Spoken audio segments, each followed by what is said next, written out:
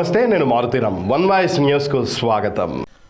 జగిత్యాల జిల్లా పొలాస గ్రామంలోని filter బెడ్ను MLC Jeevan Reddy పరిశీలించారు.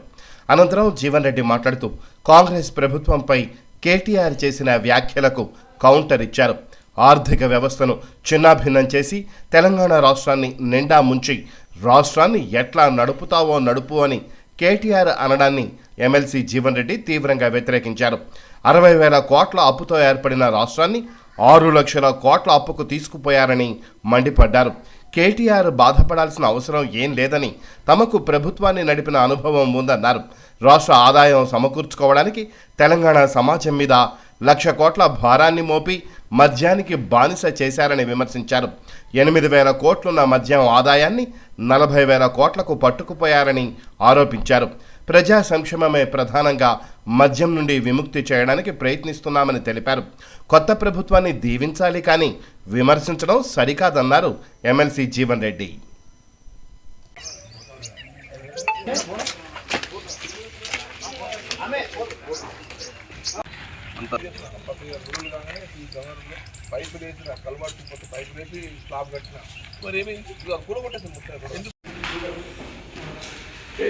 కూడా స్టేట్ ఎక్స్చేకర్ 10 కోట్లు పెట్టి దాన్ని డీఫాల్ట్ చేయడం ఇంతవరకు అది సార్ మొత్తం ఇంటాక్ట్ ఉంటుంది. అంతేకాకుండా ఏదో కోటి రూపాయలు ఇన్వెస్ట్ అవుతుంది. ఇది రాయగలిగితే ఈచ్ 1 month బిల్ రూపాయలు ఎక్కువైతుంది. ఈ మెయింటెనెన్స్ కూడా ఈజీగా ఉంటుంది సార్.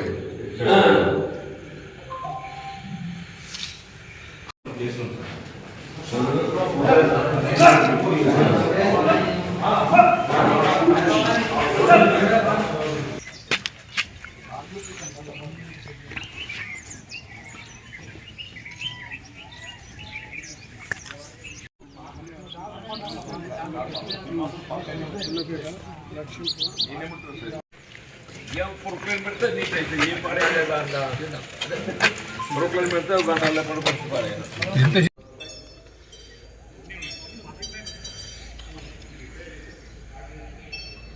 అనుభవం గల మంత్రిగా భావిస్తారు.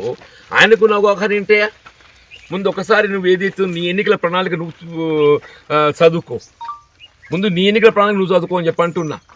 నువ్వేమేమి వాగ్దానం చేసినావు ముందు చదువుకొని ఒకసారి నెమరేసుకో అని చెప్పి అంటున్నా. నువ్వేమో ఏదంటే అది వాగ్దానం చేయొచ్చు, మేము ఏదైతే అమలుకు ఏ విధంగా కార్యాచరణ చేపట్టాలో మేము ఆలోచించి నిర్ణయాలు తీసుకుంటున్నాం. ఇవాళ ఏదైతుందో ఆయన ఆలోచన ఏంటంటే ఇప్పుడు ఎట్లా నడుపుతూ రాజ్యం ఇదేనా నేను కోరుకునేది? తెలంగాణ రాష్ట్రం ఏర్పడేది మంచి కోరుకోవాలి. ఇప్పుడు ఏమన్నా భగీరథ వినియోగించుకో ప్రయత్నం చేద్దామని చెప్పాను నేను. నువ్వు మంచి కోరుకోవా? ప్రభుత్వానికి ఏదైతుందో వాస్తవంగా నువ్వు ఆర్థిక వ్యవస్థను చిన్నాభిన్నం చేసినవు. 60,000 కోట్ల అప్పుతో అప్పగించబడ్డటువంటి తెలంగాణ రాష్ట్రాన్ని 6 లక్షల కోట్ల మించిపోయిందని చెప్పి అంటున్నాయి. వీళ్ళు కేవలం మిషన్ భగీరథని 40,000 కోట్ల, కాళేశ్వర ప్రాజెక్టు 1,20,000 కోట్లు. నువ్వు ఎన్టీపీసీ ద్వారా ఏదైతుందో 4,000 మెగావాట్ల విద్యుత్ ఉత్పాదన పైసే పెట్టుబడులు పొందే అవకాశం ఉండనే. దాని గురించి నువ్వు కేంద్ర ప్రభుత్వంపై ఒత్తిడి చేయకుండా నువ్వు యాదాద్రి పవర్ ప్రాజెక్టు కొత్త ముందు తీసుకుంటే అది 40,000 కోట్ల భారం అని చెప్పి అంటున్నా.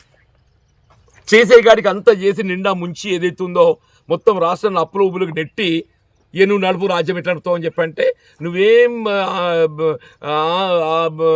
భయపడాల్సిన అవసరం లేదు నాయన. మాకు ఆ సామర్థ్యం ఉన్నది, మాకు ఆ సామర్థ్యం ఉంది అని చెప్పి అంటున్నాను. మేము గతంలో ప్రభుత్వాన్ని నిర్వహింపజేసిన నడిపిన అనుభవం ఉన్నది. ఇవాళ ఆదిన రోషయ్య గారు ఆర్థిక మంత్రిగా ఏ విధంగా ఏదైతుందో రాష్ట్ర ఆర్థిక వ్యవస్థను ఇవాళ పురోగతిలో ముందుకు తీసుకోవడం జరిగిందో, ఇవాళ బట్టి గారు కూడా ఏదైతుందో ఆయనకు ఉన్నటువంటి అనుభవంతో రాష్ట్ర ఆర్థిక వ్యవస్థను ఏ విధమైనటువంటి ఇబ్బందులు లేకుండా ఇవాళ మేము ఎన్నికల్లో వాగ్దానాలు చేసిందనే కాదు, ఎన్నికల్లో పేర్కొన్న అంశాలు కూడా అమలు చేయాలని చెప్పి భావిస్తున్నామని చెప్పి అంటున్నా. మీరేదైతుందో కేవలం రాష్ట్ర ఆదాయాన్ని సమకూర్చుకుంటానికి కొరకు మొత్తం తెలంగాణ సమాజాన్ని ఇవాళ మద్యానికి బానిసలు చేసిన మీరు 8,000 కోట్లు ఉండక ఆదాయం 40,000 కోట్ల పట్టకపోతావే. నువ్వు 40,000 కోట్ల ఆదాయం ప్రభుత్వానికి అనుగుతుందని చెప్పంటే ఆ 40,000 కోట్లు ఒక 40,000 కోట్ల మందు దాన్ని కలపాలి సేవించేది. 40,000 కోట్లు అవుతుంది. వీళ్ళ మధ్య దళారీలు, కాంట్రాక్ట్ లాభము, ఇవన్నీ కమిషన్ల భాగోత్తము, ఇవో 10-20 కోట్లు లెక్క పెట్టుకో. అంటే నువ్వు తెలంగాణ సమాజం మీద 1,00,000 కోట్ల ఆర్థిక భారం మోపినావు అని చెప్పంటున్నా.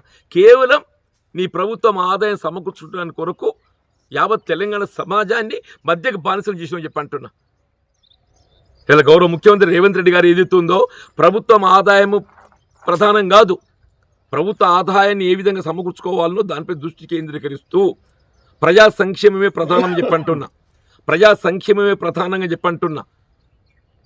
వీళ్ళు ఈ రాష్ట్రాన్ని ఏదైతుందో ఇవాళ ఈ మద్యం నుండి విముక్తులు చేయాలనే ఒక భావన నుండి, మద్యం నుండి విముక్తి చేయాలనే ఒక భావనతో చెప్పంటున్నా. వీళ్ళు మీకు అనుమతి పొందిన షాప్ ఒకటి ఉంటే దానికి అనుబంధం ఒక 100 షాపులు ఉంటాయా? అనుమతి పొందిన షాపు, లైసెన్స్ షాప్ ఒకటి ఉంటుంది, దానికి అనుబంధంగా మినిమం 100 షాపులు ఉంటాయి unlicense shops, which is called belt shops. నువ్వు ఏ ఊరికైనా పోయి 10 కంటే తక్కువ షాపులు ఉన్నాయా? దీనికి ఎవడు బాధ్యుడు? నువ్వు కాదా? కేటీఆర్ కాదా? ఇలా కేటీఆర్ సన్నాయి నొక్కులు నొక్కుతున్నాడు, ఇంకా సన్నాయి నొక్కులు నొక్కుతున్నాడు. నువ్వు ఎట్లా నడుపుతో చూస్తా అని చెప్పని వాడు చెప్పిన శాతం ఉన్నట్టుందా? కొత్త ప్రభుత్వం నువ్వు దీవించాలి, కొత్త ప్రభుత్వం నువ్వు దీవించాలి. నువ్వు మంచిగా నడుపున ఆయన మా సహకారం అందిస్తావు అని చెప్పని ప్రతిపక్షం చెప్పాలి. అది పోయి ఎట్లా నడుపుతో చూస్తావు నేను, ఇదే కోరుకునేది. మేము తప్పకుండా కృతకృత్యులం అవుతాము. మీ ఎన్నికలు చేసిన వాగ్దానాలకే పరిమితం కాకుండా మీ ఎన్నికల్లో పేర్కొన్న అంశాలు కూడా ప్రజా సంక్షేమం కొరకు ఏది అవసరం ఉన్నా ఆ కార్యక్రమం అమలు చేయడం జరుగుతుందని చెప్పండి. ఈ బెల్ట్ షాప్లో గీతా కార్మికులు ఉపాధి కోల్పోయినా పాపం, గీతా కార్మికులు ఉపాధి కోల్పోయిందని చెప్పి అంటున్నా. దాని గురించి ఎప్పుడైనా ఆలోచన చేసిందా? Thank you.